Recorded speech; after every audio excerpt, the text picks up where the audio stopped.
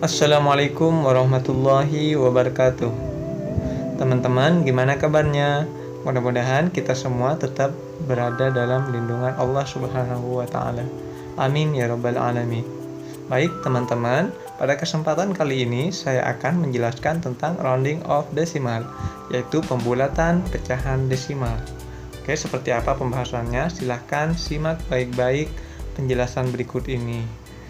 Baik, pertama-tama teman-teman sebelum membulatkan pecahan desimal harus mengetahui terlebih dahulu mana yang menduduki sebagai persepuluhan, yang menduduki perseratusan, atau seterusnya perseribuan, persepuluh ribuan.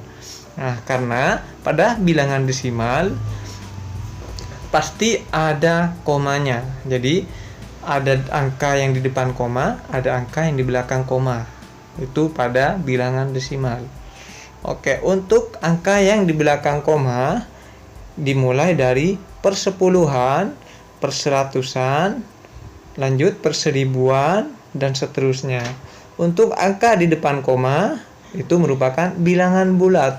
Jadi dimulai dari satuan, puluhan, ratusan, dan ribuan, dan seterusnya. Seperti yang sudah kita pelajari pada pelajaran-pelajaran sebelumnya. Baik, teman-teman, untuk satu angka di belakang koma itu merupakan persepuluhan. Terus, angka kedua di belakang koma itu perseratusan. Terus, angka ketiga perseribuan, dan seterusnya. Ya, teman-teman, seperti itu untuk kedudukan angka yang berada di belakang koma. Oke, langsung saja pada bilangan-bilangan yang ada di bawah ini, yaitu yang pertama 0,25. Oke, di sini 0 menduduki sebagai bilangan bulat, yaitu sebagai satuan. Jadi satuannya 0. Oke, kita sekarang beralih pada yang berada di belakang koma, yaitu 2. 2 ini sebagai persepuluhan. Terus 5. 5 ini merupakan angka kedua setelah koma. Maka 5 menduduki sebagai perseratusan. Nah, seperti itu ya teman-teman kedudukannya. Satu angka di belakang koma adalah persepuluhan, angka kedua adalah perseratusan. Oke, sekarang yang nomor 2. Sini ada bilangan 12,36. Oke, di depan koma itu merupakan bilangan bulat. Berarti satuannya 2, puluhannya 1 di sini. Oke, sekarang yang bagian di belakang koma. Di belakang koma, angka pertama yaitu 3. Nah, 3 ini menduduki sebagai persepuluhan. Terus 6, angka kedua yaitu menduduki sebagai perseratusan. Oke, seperti itu ya teman-teman. Nah, sekarang lanjut yang nomor 3. Yang nomor 3 bilangannya 10,02. 10,02. Oke, kita lihat yang di depan komanya terlebih dahulu. Satuannya yaitu 0. Satuannya 0, puluhannya 1. Sekarang yang di belakang komanya yaitu ada 0. Nah, 0 ini menduduki sebagai persepuluhan. Terus ada 2. 2 ini menduduki sebagai perseratusan. Oke, seperti itu ya teman-teman. Sama semuanya polanya. Selanjutnya bilangan yang keempat yaitu 20,35. 20,35. Oke, kita lihat satuannya di sini ada 0. Puluhannya ada 2. Nah, selanjutnya kita beralih yang di belakang koma. Ada 2 angka di belakang koma, yaitu 3 dan 5. Nah, 3 menduduki sebagai persepuluhan, 5 menduduki sebagai perseratusan. Oke, seperti itu ya teman-teman. Bagaimana kita menentukan kedudukan angka yang berada di belakang koma pada bilangan desimal. Oke, mudah-mudahan teman-teman bisa memahami untuk menentukan kedudukan angka-angka tersebut. Oke, saya langsung lanjut. Sekarang aturan pembulatan pecahan desimal. Oke, karena kita sekarang belajar tentang pembulatan pecahan desimal, kita harus tahu juga aturannya. Oke, teman-teman langsung saja. Kita sekarang membulatkan kesatuan terdekat. Fokus, ini satuan terdekat. Nah, oke teman-teman, apa yang aturannya? Yang pertama, perhatikan angka persepuluhannya. Oke, jika kita membulatkan kesatuan terdekat, yang perlu diperhatikan yaitu angka persepuluhannya. Terus yang kedua, jika kurang dari 5 maka dibulatkan ke bawah. Jika lebih atau sama dengan 5 maka dibulatkan ke atas. Jadi maksudnya jika persepuluhannya itu kurang dari 5 maka dibulatkan ke bawah, dan jika persepuluhannya itu lebih atau sama dengan 5 maka dibulatkan ke atas. Oke, biar lebih jelas perhatikan contohnya. Bulatkan pecahan desimal berikut ke satuan terdekat. Oke, yang pertama yaitu ada 0,75. 0,75. Ingat aturannya yang pertama. Nah, yang perlu kita ketahui terlebih dahulu yaitu bilangan itu mau dibulatkan kemana. Nah, di sini perintahnya ke satuan terdekat. Nah, di situ ke satuan terdekat. Nah, di sini aturannya untuk membulatkan ke satuan terdekat, perhatikan angka persepuluhannya. Oke, sekarang kita perhatikan persepuluhannya. Di sini persepuluhannya adalah 7, lebih besar dari 5. Di 7 ini lebih besar dari 5, maka dibulatkan ke atas. Nah, otomatis ketika dibulatkan ke atas, satuannya bertambah 1. Yang awalnya 0 sekarang menjadi 1. Jadi 0,75 dibulatkan ke satuan terdekat menjadi 1. Nah, ini kan jadi satuan sekarang. Tidak lagi ada koma-komanya karena sudah dibulatkan ke satuan terdekat. Oke, selanjutnya yang nomor 2, 2,36. 2,36, pertama-tama kita perhatikan persepuluhannya. Persepuluhannya di sini adalah 3, lebih kecil dari 5, maka dibulatkan ke bawah. Oke, di sini persepuluhannya 3, lebih kecil dari 5, maka dibulatkan ke bawah.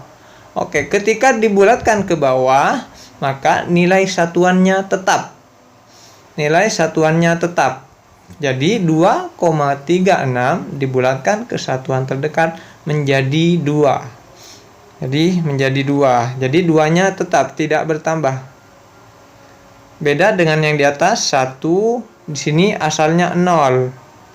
Nah, seperti itu. Oke, sekarang lanjut contoh yang ketiga. 6,52. 6,52. Kita perhatikan persepuluhannya. Sini angka persepuluhannya adalah 5. Oke, di sini aturannya jika lebih atau sama dengan 5 maka dibulatkan ke atas. Oke, pada bilangan ini angka persepuluhannya adalah 5, yaitu sama dengan 5. Sama dengan 5, maka bilangan satuannya dibulatkan ke atas. Jadi yang asalnya tadi ini 6,52 dibulatkan ke satuan terdekat menjadi 7. Jadi satuannya bertambah ini dari 6 menjadi 7. Kenapa satuannya yang berubah? Karena dibulatkan ke satuan terdekat. Oke, seperti itu ya teman-teman, untuk membulatkan ke satuan terdekat. Selanjutnya, sekarang kita membulatkan ke persepuluhan terdekat. Nah, tidak beda jauh dengan yang tadi. Nah, untuk pembulatan ke persepuluhan terdekat, kita pertama-tama perhatikan angka perseratusannya. Nah, di sini untuk membulatkan ke persepuluhan terdekat yang perlu diperhatikan yaitu perseratusannya. Oke, seperti aturan selanjutnya. Nah, jika kurang dari 5 maka dibulatkan ke bawah. Maksudnya perseratusannya jika kurang dari 5 maka dibulatkan ke bawah. Terus jika perseratusannya lebih atau sama dengan 5 maka dibulatkan ke atas. Nah, Sama konsepnya seperti yang tadi. Sekarang biar lebih jelas perhatikan contohnya. Bulatkan pecahan desimal berikut ke persepuluhan terdekat. Ingat, ini yang perlu kita perhatikan. Dibulatkan ke mana? Di sini dibulatkan ke persepuluhan terdekat. Contohnya nomor 1, 0,75. Ingat, dibulatkan ke persepuluhan terdekat. Persepuluhannya di sini 7. Ingat, jika membulatkan ke persepuluhan terdekat, yang perlu kita perhatikan yaitu perseratusannya. Oke, teman-teman perhatikan di sini. Pada bilangan 0,75 perseratusannya yaitu 5.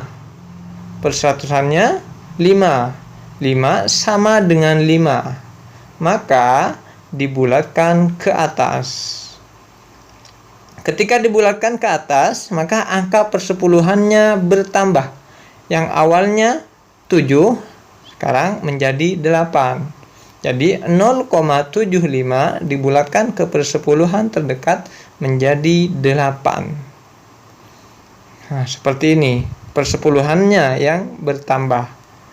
Beda dengan pembulatan kesatuan terdekat. Oke, selanjutnya contoh yang nomor 2. 2,31. 2,31. Ingat, yang perlu diperhatikan yaitu perseratusannya. Di sini perseratusannya adalah 1.